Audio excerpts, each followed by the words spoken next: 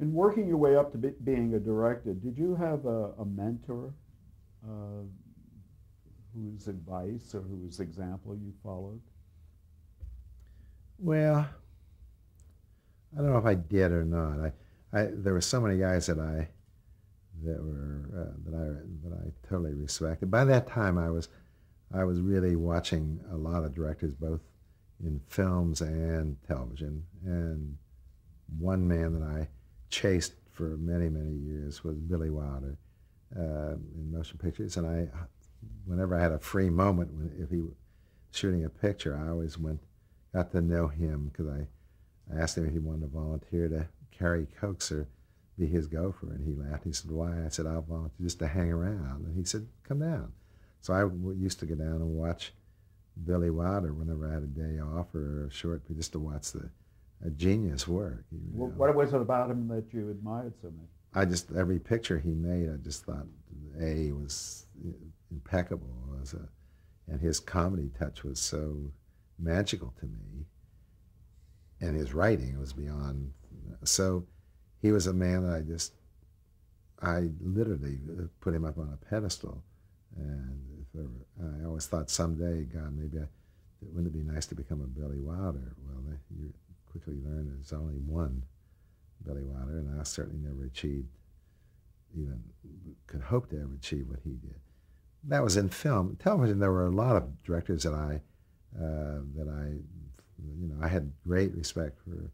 Sidney Lumet, and I watched his work, and John Frankenheimer and Del Mann, I thought was wonderful, and Greg Garrison did a wonderful job with Show of Shows when he was in there directing that.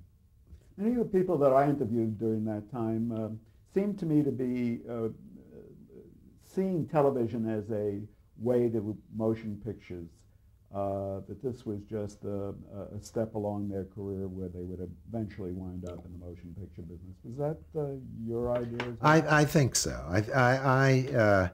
I always thought that I looked at television as being a stepping stone for me, and because I just never thought you would get the kind of respect from television that ultimately you can get as where you can with a motion picture.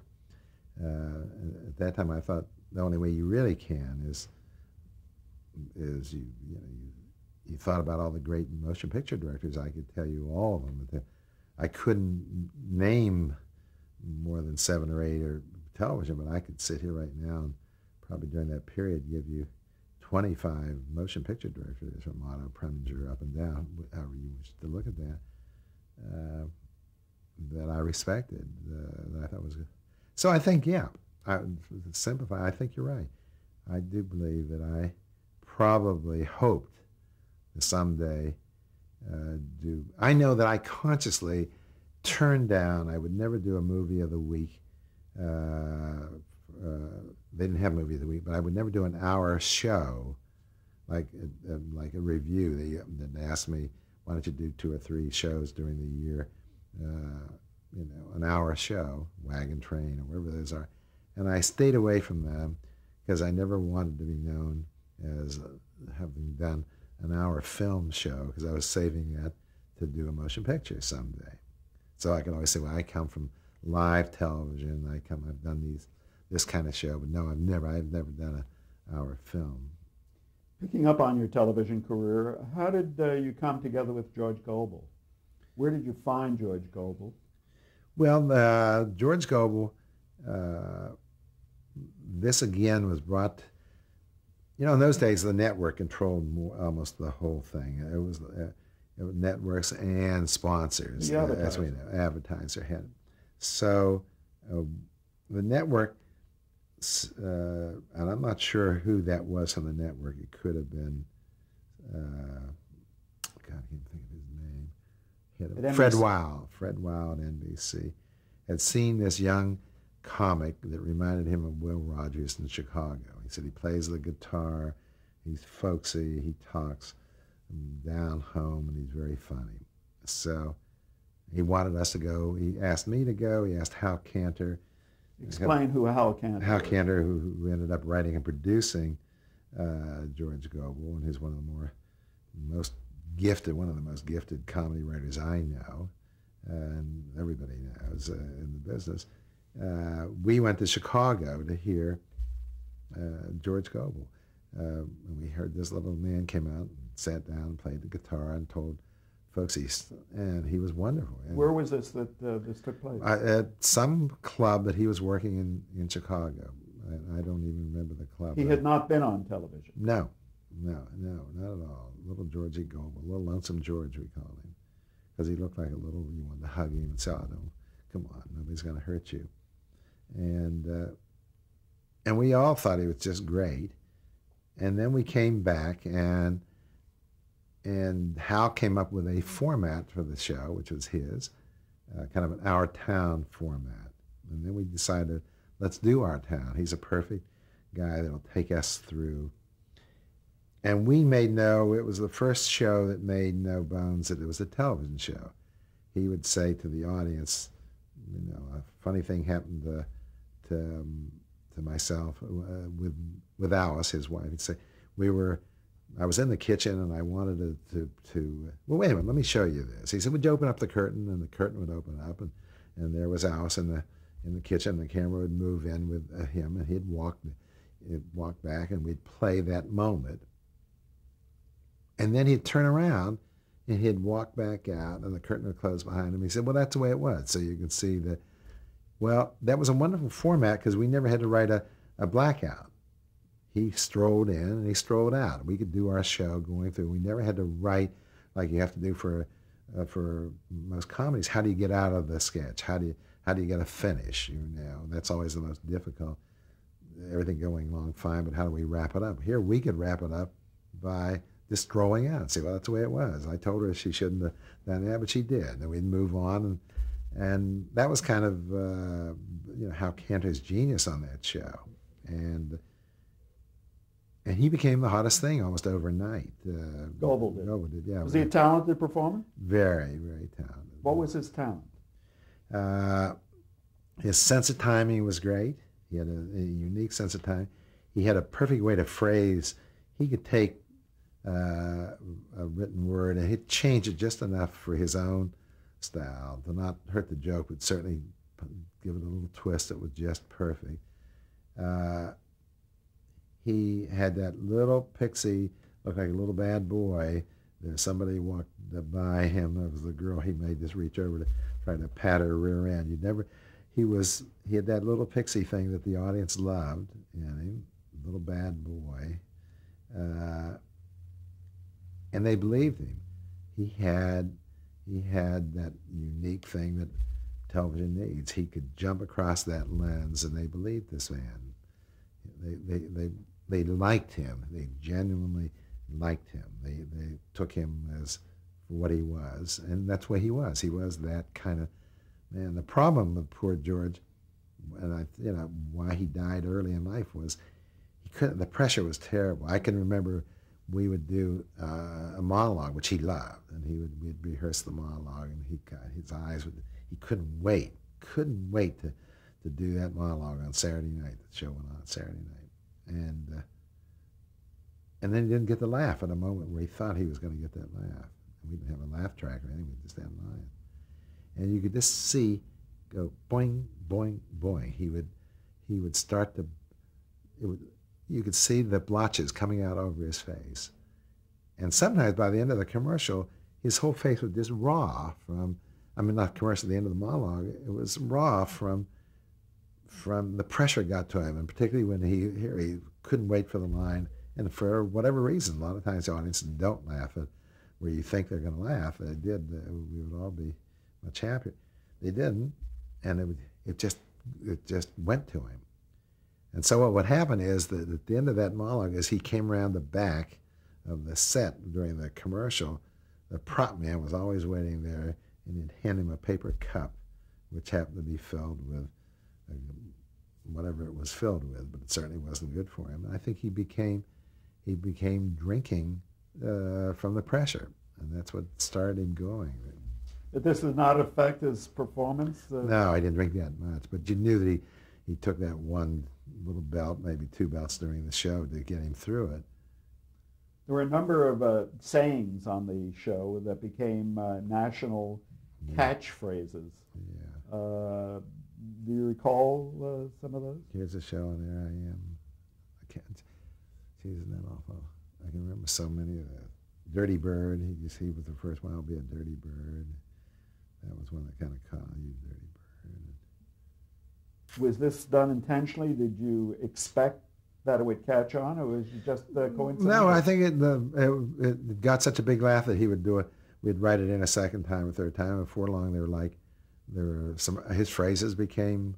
I wish I feel bad that I can't think of them right now. I could, if you gave me 2 minutes, I'd run get a script and come up with something. But I'll be a dirty bird. I remember that was one. Weren't there other talented writers on the yes, there were. show? Oh yeah. Could you cite some of them? Henry Winkler, not the same Winkler.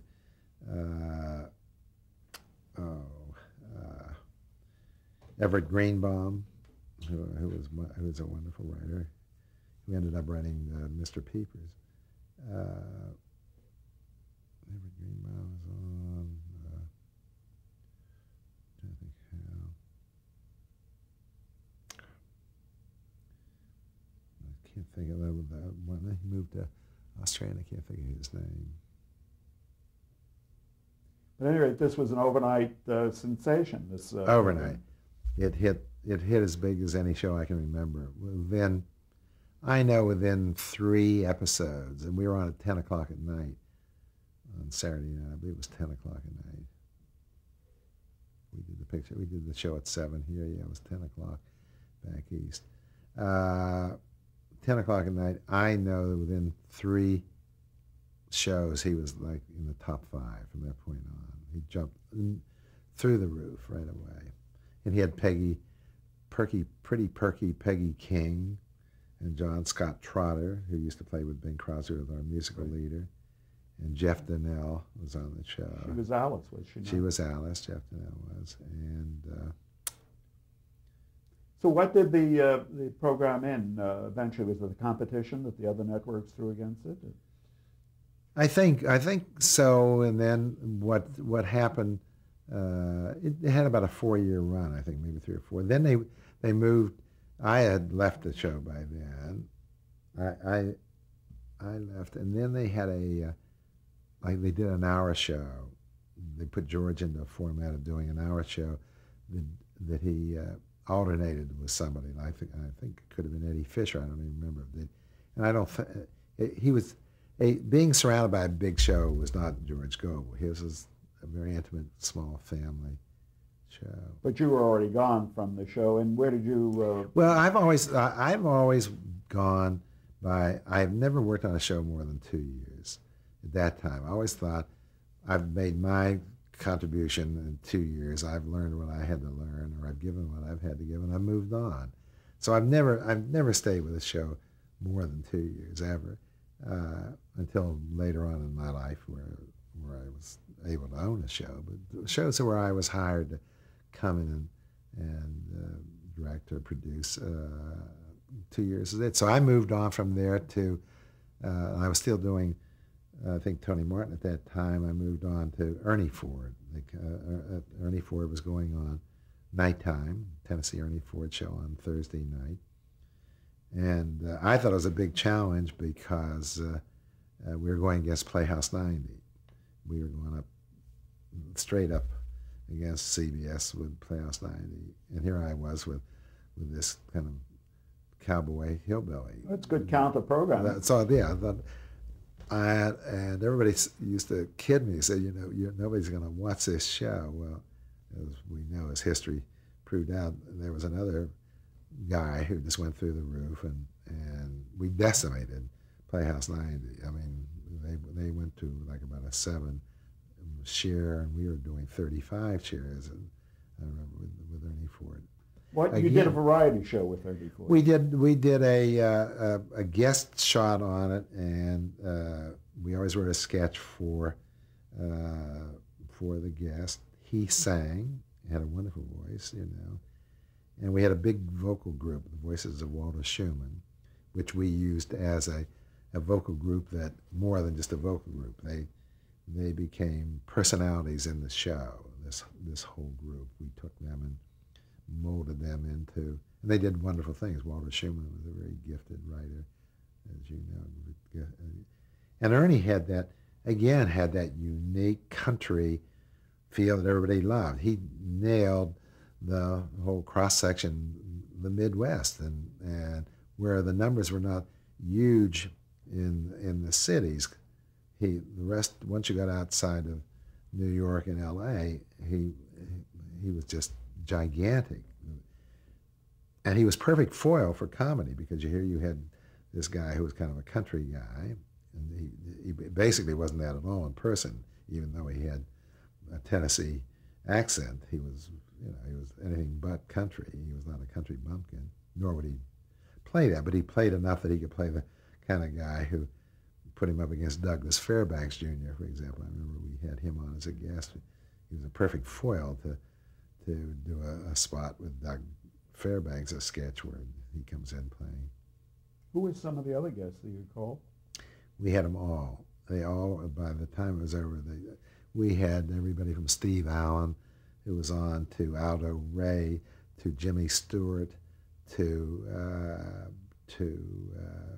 Gregory Peck. It's the most amazing group of people who came on that show, because they loved this man, and they could see how they could come off. Gregory Peck could come in and know he could be handled.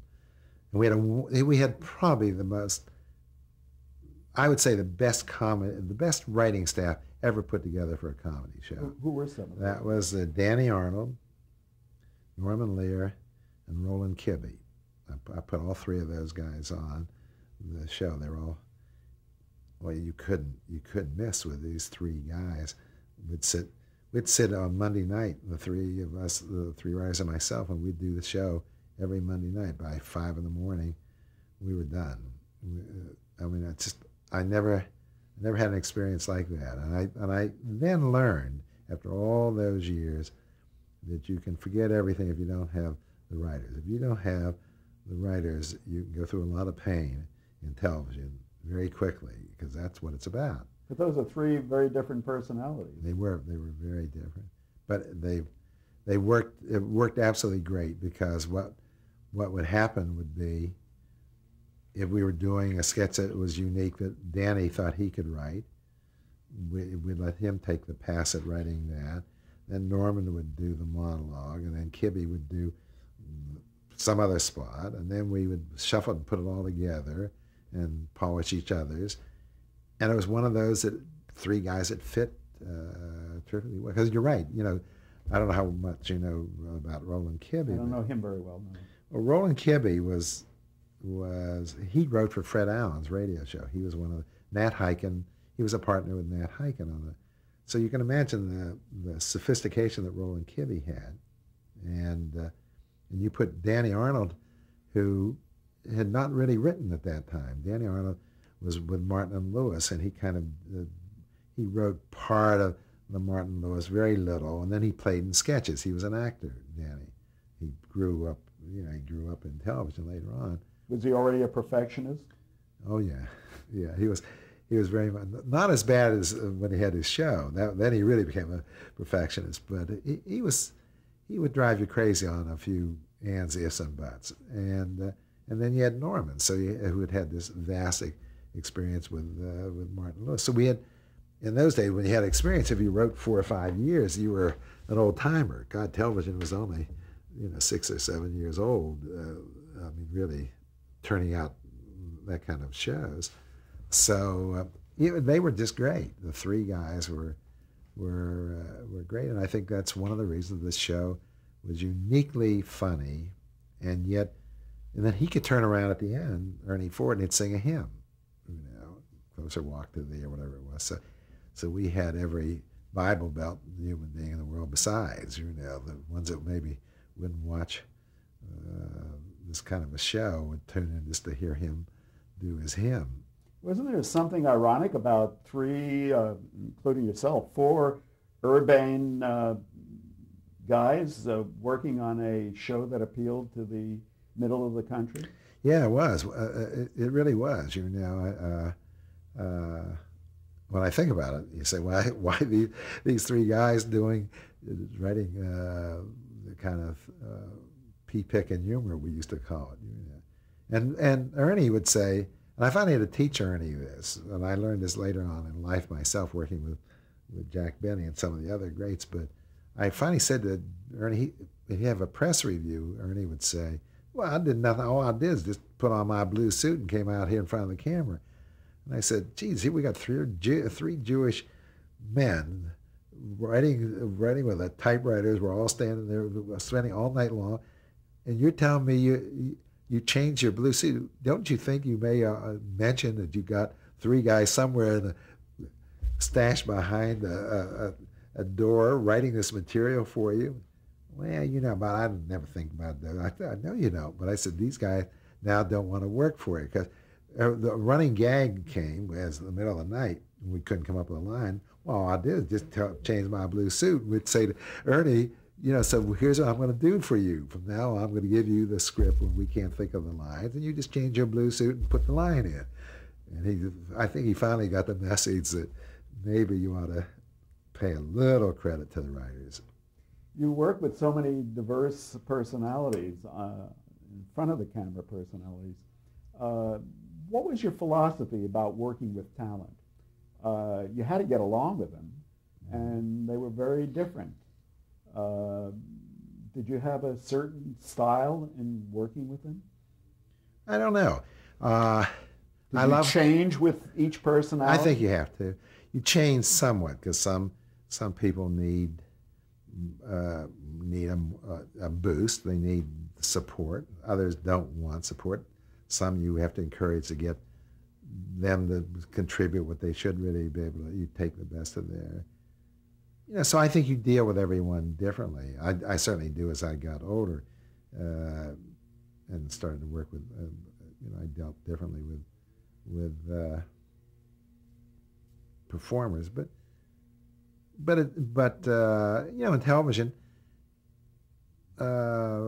you took from the best of them, and they brought their character in, and I guess they do in pictures too. But I mean, Ernie had a distinct character, so he brought it in, and you embellished that. You wrote to his character, and you wanted him to act like his character. George Gobel the same way. In movies, you're playing somebody else. In television, you're primarily playing yourself. In the kind of shows that I was doing, if you're talking about comedy shows, Jack Benny was playing Jack Benny, or Ernie Ford was playing Ernie Ford primarily. So you couldn't tell them how to act. You really kind of staged them, and you kind of, if they had a problem with the material, you worked with the material, and you tried to make it go smoothly. But you didn't. It was not an interpretation of material like a drama is. You know, there's always 3 or 4 interpretations of a scene. There isn't in comedy. Comedy, there's only one proper way to do it. You're saying at a given moment to an audience, I'm going to make you laugh. I'm going to tell you when to laugh. In a drama, you can take 4 different points of view. One person takes it one way and they cry at that moment. Somebody else doesn't. And that's all good because at least you're getting an emotional response from them. But in comedy, the unique part of that, and why it's so, I think, so special, and why you have so very few people that do comedy well, write it, direct it, and act in it, is you're saying at a given moment, here's the way you're going to behave. And that's a huge difference. An advertising executive named Rossa Reeves once said that you had to bring a unique selling proposition to almost everything you did. What was your unique selling proposition as a director? I think the best that I had was that I gave them a lot of confidence in me. I didn't scare easy. I mean, the whole thing didn't get me down. I always felt that I was strong enough to pull this huge team of people, if that's what they are, particularly in live television. You've got to pull them all together for a given moment and say, come on, guys, we're going to do it. And And I think they felt that confidence in me that somehow it would come out. I remember we did the Martin and Lewis show in New York. I was directing it at the time. And I went into the control room. We never got a dress rehearsal with Martin and Lewis. They played around. Jerry did enough that we never got a chance to finally finish it. And I remember sitting in the control room, the international thing. I would always go in about 10 minutes before the show. I'd given notes to everybody, and the audience was coming in. I tried to get my wits about me for about 10 minutes before we start. And I walk in and I see the audio man in the next booth leaning on the console, Red Schultes, I'll never forget his name. And I sat down looking at mine, and I looked over, and he's still leaning on the console. And I went over and I tapped him, and I said, Red, are you all right? He had died of a heart attack. We then had to take Red's body, because in New York you couldn't remove it, the coroner, put it back, cover it with a sheet right in back of us. The control room was that big.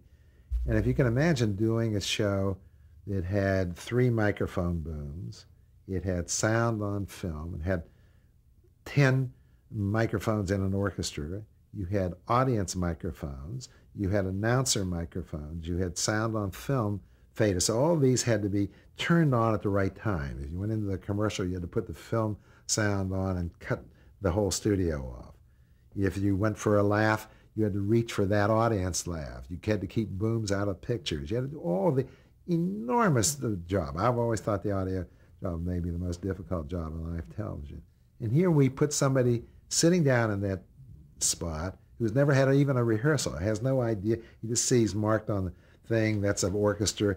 Well, it was total bedlam. I mean, you could, when you would hear the commercial, instead of hearing the commercial, you'd hear, strike the scenery, and you'd hear all the wrong faders are open. Somebody's talking and the microphone's open. And you can hear somebody talking on the side of the stage because he didn't turn the right thing.